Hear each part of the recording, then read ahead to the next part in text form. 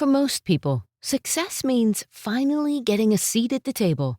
The call from Washington, the title, the authority to influence what happens next. This story is about a woman who finally got that seat and realized it was the one place she couldn't do the most good. Twist, twist, twist of fate radio. For decades, she explored a world few humans ever see.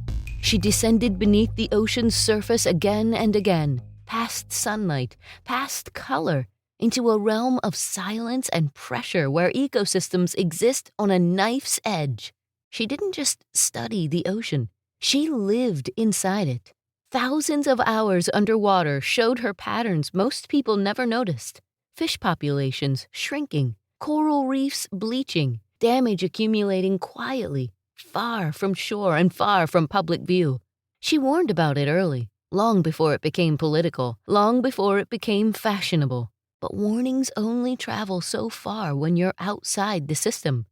Then came the call. She was offered one of the most powerful scientific positions in the United States government, Chief Scientist of the National Oceanic and Atmospheric Administration.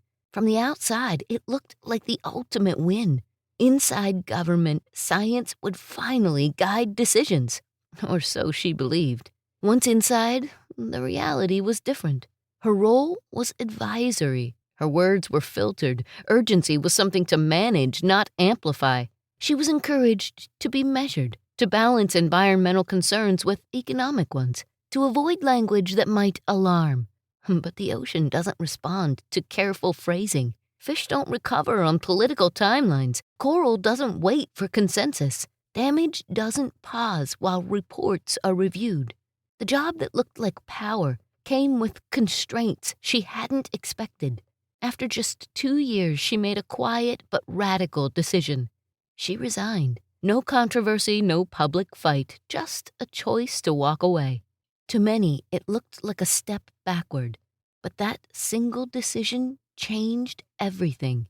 Outside government, she no longer had to soften her message. She partnered with National Geographic, becoming an explorer in residence, leading expeditions that brought cameras and the public into places humans had rarely seen. She helped develop new deep-sea exploration technology, expanding access to the ocean floor so scientists, filmmakers, and policymakers could witness what was happening firsthand. Then she did something even bigger. She founded Mission Blue. Instead of waiting for governments to act, she launched a global effort to identify and protect the most critical regions of the ocean, places she called hope spots. These weren't symbolic gestures. Hope spots became marine-protected areas around the world, places where fishing was limited or banned, where ecosystems were given room to recover, and the results were measurable. Fish populations rebounded, biodiversity returned, damaged reefs showed signs of recovery. What she couldn't accomplish inside one government agency, she began accomplishing globally by changing how people understood the ocean. She spoke directly to the public, to students, to world leaders, to anyone willing to listen. Her message was clear. The ocean isn't just scenery, it's the planet's life support system. It produces more than half the oxygen we breathe. It regulates climate. It feeds billions of people. And it was in trouble.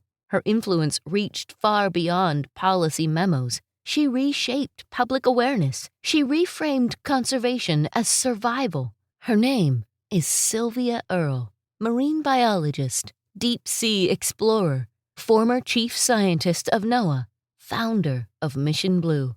She has spent more than 7,000 hours underwater, led over 100 expeditions, helped establish hundreds of hope spots across the globe. She once said the ocean is in trouble and therefore we're in trouble. Most people don't see it because they only look at the surface. She looked beneath it.